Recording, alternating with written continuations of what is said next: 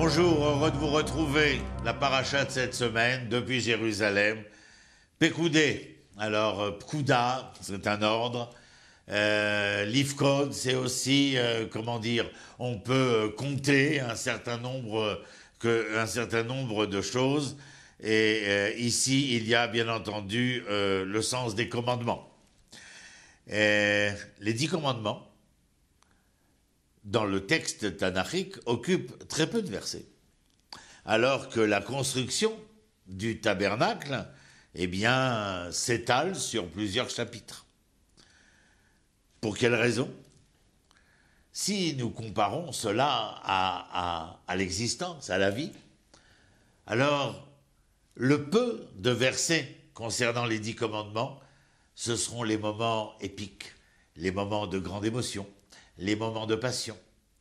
Et puis alors l'élaboration du tabernacle, c'est si long. Cela s'étale sur tellement de temps. Vous avez compris, peut-être, mais je vous explique. La plupart du temps, nous voyons que ces moments de joie intense sont très limités dans le temps. Alors que pour parvenir à ces moments de joie si intenses, il nous a fallu œuvrer très longtemps. Le tabernacle, combien de temps nous fallut-il pour l'élaborer? S'attacher à chacun des éléments, à chacun des points de détail. Les tâches les plus créatrices ont toujours leurs détails fastidieux. Les emplois les plus banals peuvent être imprégnés, de conscience et de sainteté. Ils exigeront énormément de patience et de langueur. Alors pourquoi est-ce que la Torah, le texte toranique, nous donne-t-il une si longue énumération de ce qui fut, de comment ce fut-il, en fin de compte, de nous donner un détail de toute la comptabilité? Parlez-nous de ce qui nous émeut, de ce qui nous enjoue. Pourquoi maintenant est-ce que nous devons passer un temps fou à entendre tous les détails? J'avais dit une fois, je ne sais plus où, mais enfin vous l'avez certainement entendu également, que lorsqu'on écrit l'adresse email, si vous oubliez un point, le message n'arrivera jamais à sa destination. Comme quoi, le point de détail est quand même assez important. Vous serez d'accord avec moi. Alors, le texte ici, s'il s'attache tellement au point de détail, c'est afin de nous faire entendre et valoir la responsabilité de qui? Bien, par exemple, la responsabilité des dirigeants. La responsabilité de Moshe, vis-à-vis de qui? Vis-à-vis du peuple. Donner le détail des dépenses, des entrées, des revenus, des débits, des crédits. Enfin, être au plus juste.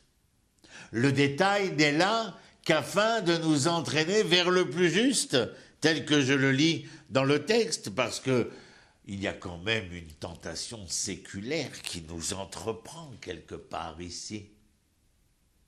Laquelle? Oh, un peu de malhonnêteté.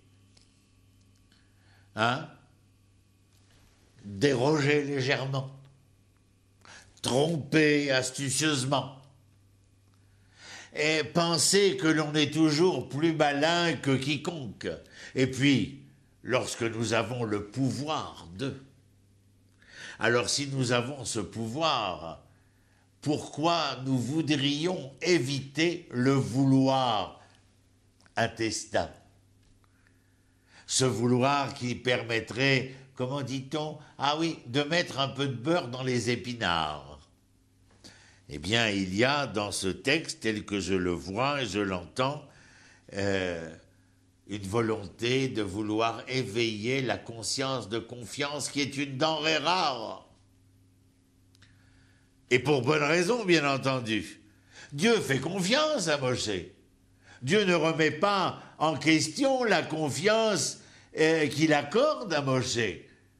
Mais Moshe veut comment dire, rendre compte, faire le bilan devant les enfants d'Israël sur chaque point de détail, parce qu'il sait, parce que nous le savons même aujourd'hui, que nos dirigeants politiques ne sont pas toujours aussi propres et bien dans leurs vêtements qu'ils voudraient le déclarer.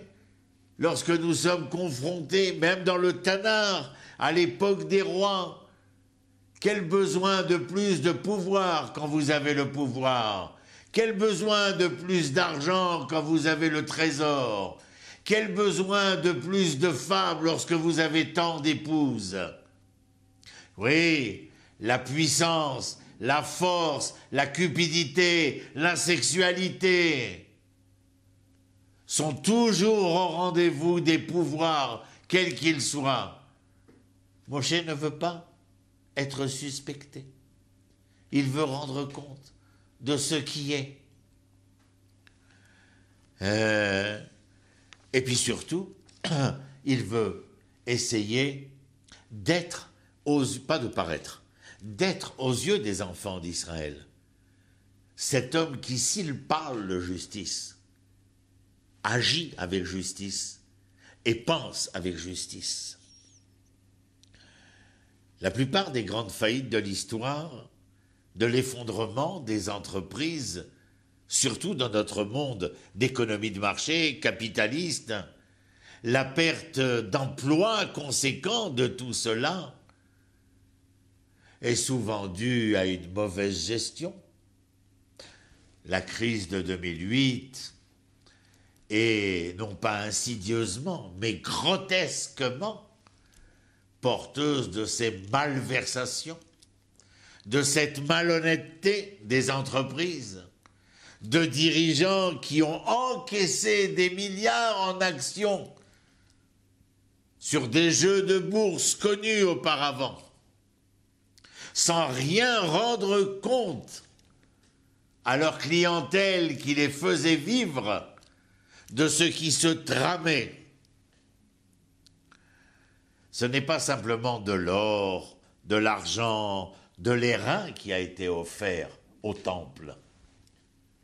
Vous savez ce que je crois? Que la chose la plus importante qui a été offerte au temple, c'est la confiance, l'honnêteté, la droiture, la justice. Comment est-ce que nous appelons cela aujourd'hui? La transparence.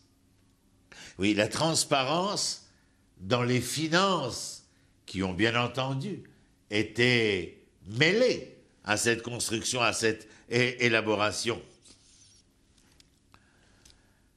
Rendre compte à quelqu'un, révéler le bilan, lui laisser la possibilité de se faire jour. Ce n'est pas simplement, une responsabilité vis-à-vis de toutes les personnes, vis-à-vis du peuple, vis-à-vis de l'histoire elle-même. Mais c'est une manière de vous prouver à vous-même de quelle manière vous impliquez-vous dans ce monde. Avec quelle qualité, avec quelle capacité. Et puis rappelez-vous que la manière dont nous avons de nous comporter, d'agir, tout est mémorisé, tout est enregistré. Rien ne se perd. Tout est là. Et puis, si j'ai rappelé 2008, nous pouvons rappeler nombre d'autres périodes. Vous le voyez, combien les profits purent être grands lorsque tout repose sur la malhonnêteté. Eh bien, il est certain, comme disaient nos sages, que Sheker, le mensonge, le kouf, ne repose que sur un pied, alors que Emet, Aleph, Mem, Tav, a une assise probante, foncière, inamovible. Le Sheker, le mensonge, est lui dans une pleine mobilité de ci, de là, et puis un jour, à force de balancer, il bascule de ci ou bien de là. Alors voilà, Picoudé a un commandement, la transparence. Merci à vous. Depuis Jérusalem, shalom, shalom.